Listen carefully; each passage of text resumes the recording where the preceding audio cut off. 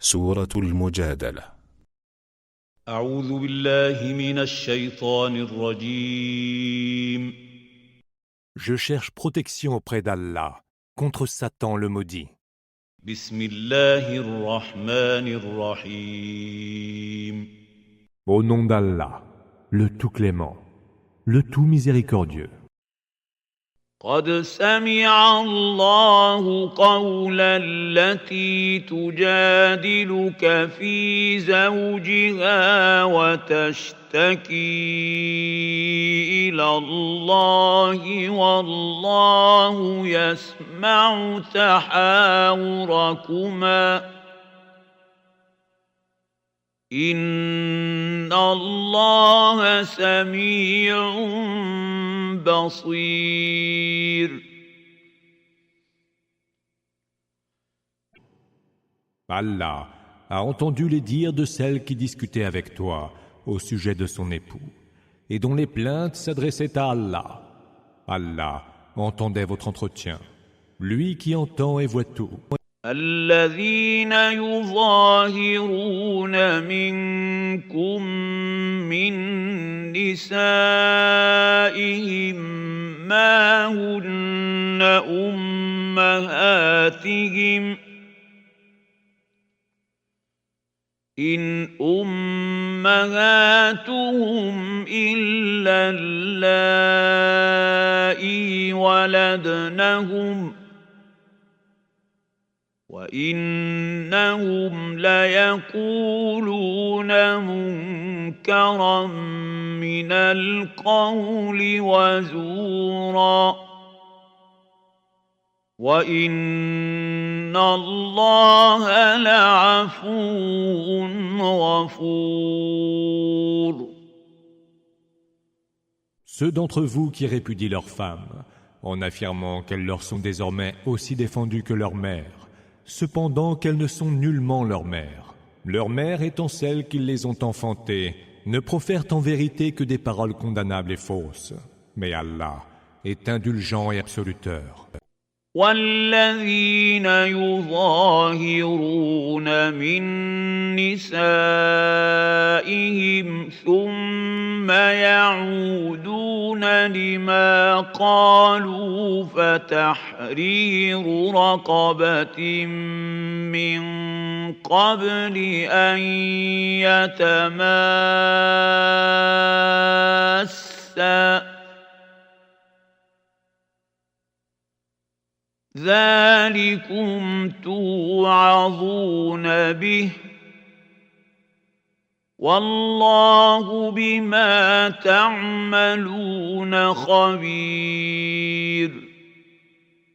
Ceux qui répudient leurs femmes, en prononçant cette formule qu'ils les assimilent au dos de leur mère, puis reviennent sur leurs paroles, doivent affranchir un esclave avant d'avoir le moindre rapport intime avec leur femme. C'est à cela que vous êtes exhortés. Et Allah est parfaitement informé de ce que vous faites. فمن لم يجد فصيام شهرين متتابعين من قبل أن يتماسا فمن لم يستطع فإطعام 60 مسكينا ذلك لتؤمنوا بالله ورسوله وتلك حدود الله وللكافرين عذاب أليم. Quiconque n'en trouve pas les moyens jeûnera 2 mois consécutifs avant d'avoir le moindre rapport intime avec sa femme. S'il ne le peut, il devra alors nourrir 60 pauvres. Cela pour que vous croyiez en Allah et en son messager. Telles sont les limites, hudud, d'Allah. Et aux mécréants, il est réservé un supplice très douloureux. إن الذين يحادون الله ورسوله كبتوا كما كبت الذين من قبلهم وقد أنزلنا آيات بينات وللكافرين عذاب مهين. Ceux qui défient Allah et son messager seront défaits et humiliés comme le furent autrefois leurs prédécesseurs. Nous avons révélé des signes explicites et les mécréants auront un supplice avilissant. يوم يبعثهم الله جميعا فينبئهم بما عملوا أحصاه الله ونسوه والله على كل شيء شهيد. Le jour où Allah les ressuscitera tous et les informera de ce qu'ils auront fait. Allah aura recensé leurs œuvres et eux les auront oubliées. Allah est témoin de toutes choses. ألم تر أن الله يعلم ما في السماوات وما في الأرض ما يكون من نجوى ثلاثة إلا هو رابعهم ولا خمسة إلا هو سادسهم ولا أدنى من ذلك ولا أكثر إلا هو معهم ولا أدنى من ذلك ولا أكثر إلا هو معهم أينما كانوا ثم ينبئهم بما عملوا يوم القيامة إن الله بكل شيء عليم. Ne vois-tu pas qu'Allah sait ce qu'il y a dans les cieux et sur terre? Mais il n'est point de confidence entre trois personnes sans qu'il n'en soit le quatrième, ni entre 5 sans qu'il n'en soit le 6e. Qu'il s'agisse de moins d'individus ou de plus, il sera toujours avec eux où qu'ils soient. Puis au jour de la résurrection, il les informera de ce qu'ils auront fait. Allah sait parfaitement toutes choses.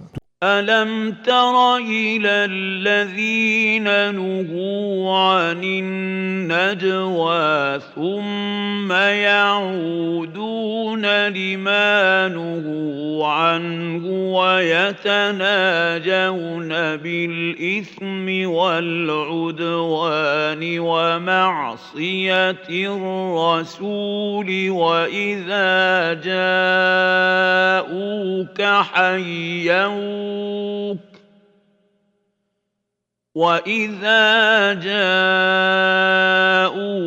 حيوك بما لم يحيك به الله ويقولون في أنفسهم لولا يعذبنا الله بما نقول حسبهم جهنم يصلونها فبئس المصير. N'as-tu pas vu ceux à qui les entretiens secrets ont été défendus? Ils reviennent malgré tout à ce qui leur a été défendu et conspirent pour commettre des péchés et se livrer aux transgressions, ainsi qu'à la rébellion contre le messager. Quand ils viennent te trouver, ils utilisent une salutation dont Allah ne t'a pas salué, et disent dans le secret du cœur: mais pourquoi Allah ne sévit-il donc pas contre nous, qui avons usé de ce langage? Que la géhenne leur suffise, où ils brûleront, et quel affreux devenir! يا أيها الذين آمنوا إذا تناجيتم فلا تتناجوا بالإثم والعدوان ومعصية الرسول وتناجوا بالبر والتقوى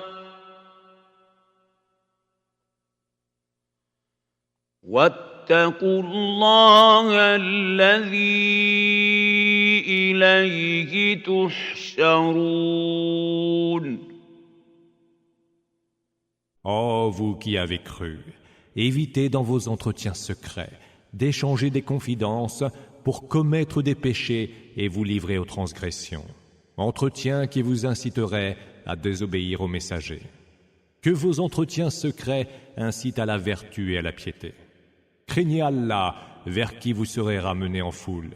إنما النجوى من الشيطان ليحزن الذين آمنوا وليس بضارهم شيئا إلا بإذن الله وعلى الله فليتوكل المؤمنون. Les entretiens secrets ne relèvent que de Satan, qui les suggère pour affliger ceux qui ont cru. Mais il ne leur nuira en rien sans la permission d'Allah. C'est donc à Allah que doivent s'en remettre les croyants.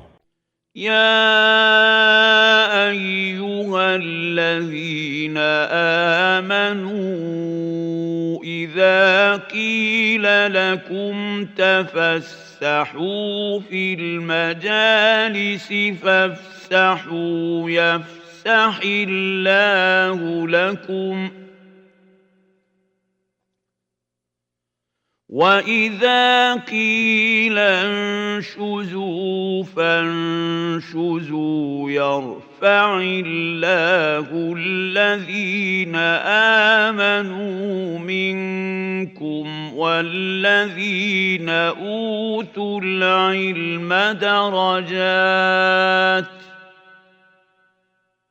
والله بما تعملون خبير.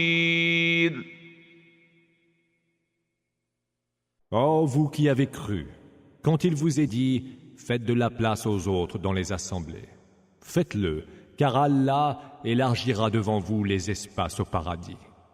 Et quand il vous est dit « Levez-vous », levez-vous donc, car Allah élèvera en rang ceux d'entre vous qui auront cru et qui auront reçu la science. Allah est parfaitement informé de ce que vous faites. يا أيها الذين آمنوا إذا ناجيتم الرسول فقدموا بين يدي نجواكم صدقة ذلك خير لكم وأطهر فإن لم تجدوا فإن الله غفور رحيم. Ô vous qui avez cru, quand vous avez une confidence à faire au messager, faites-la précéder d'une charité. Cela est bien meilleur pour vous et bien plus pur. Mais si vous n'avez pas les moyens, sachez qu'Allah est absoluteur et tout miséricordieux. أأشفقتم أن تقدموا بين يدي نجواكم صدقات فإذ لم تفعلوا وتاب الله عليكم فأقيموا الصلاة وآتوا الزكاة وأطيعوا الله ورسوله والله خبير بما تعملون. Craindriez-vous donc de faire précéder votre confidence d'aumône? Si vous ne l'avez pas fait, et qu'Allah ait accepté votre repentir, accomplissez alors la salat, acquittez-vous de la zakat et obéissez à Allah et à son messager. Allah est parfaitement informé de ce que vous faites. ألم تر إلى الذين تولوا قوما غضب الله عليهم ما هم منكم ولا منهم ويحلفون على الكذب وهم يعلمون.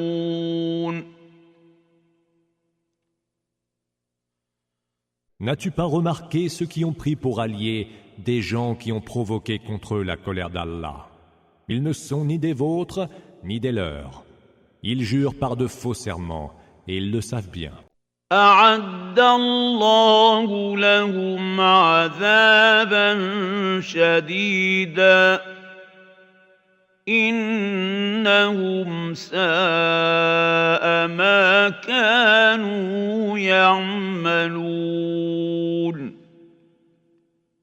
Allah leur a préparé un terrible supplice, leurs actions étant odieuses. اتخذوا أيمانهم جنة فصدوا عن سبيل الله فلهم عذاب مهين. Ils ont pris leur serment comme un bouclier protecteur et ont repoussé les autres loin du chemin d'Allah. Ils auront alors un supplice humiliant.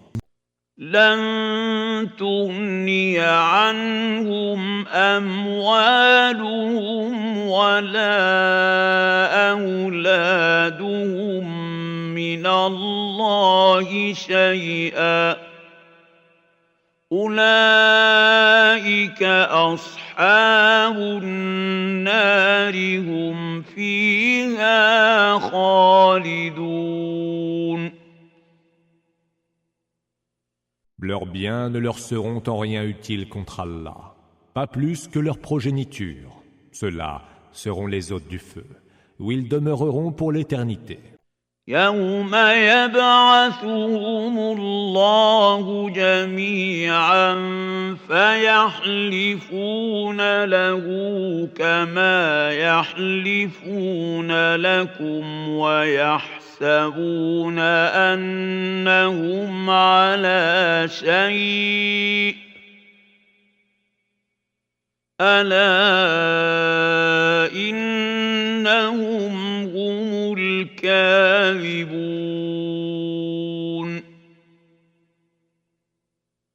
Le jour où Allah les ressuscitera tous ensemble, ils lui jureront comme ils auront juré devant vous, et ils penseront avoir des arguments. Non, ce sont eux les menteurs. استحوذ عليهم الشيطان فأنساهم ذكر الله أولئك حزب الشيطان ألا إن حزب الشيطان هم الخاسرون. Satan les a asservis et leur a fait oublier l'évocation d'Allah. Ceux-là forment le parti de Satan, et les partisans de Satan sont eux les perdants. إن الذين يحادون الله ورسوله أولئك في الأذلين. Ceux qui défient Allah et son messager, ceux-là sont dans la pire ignominie.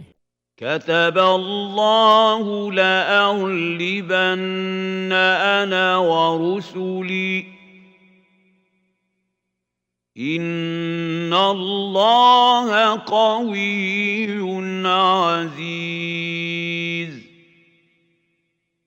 Allah a décrété « Je vaincrai toujours, moi et mes messagers ». Allah est fort et tout-puissant.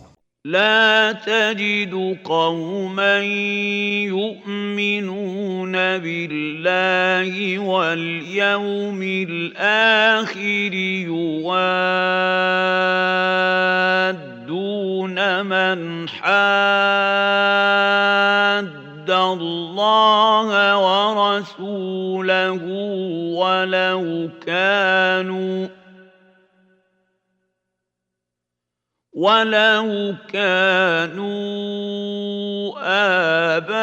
آباءهم أو أبناءهم أو إخوانهم أو عشيرتهم أولئك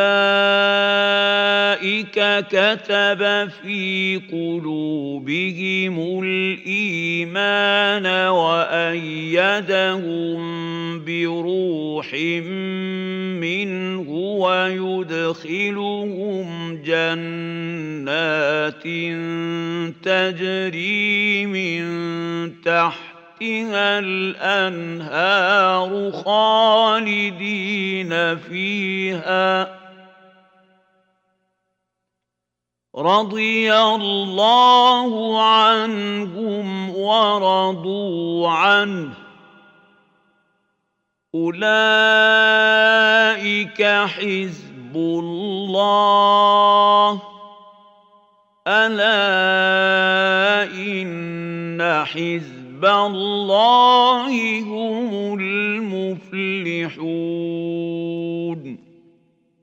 Tu ne trouveras pas de gens qui croient en Allah et au jour dernier, et qui en même temps sont en affinité avec ceux qui défient Allah et son messager. Dût-il s'agir de leur père, de leurs fils, de leurs frères ou des membres de leur tribu.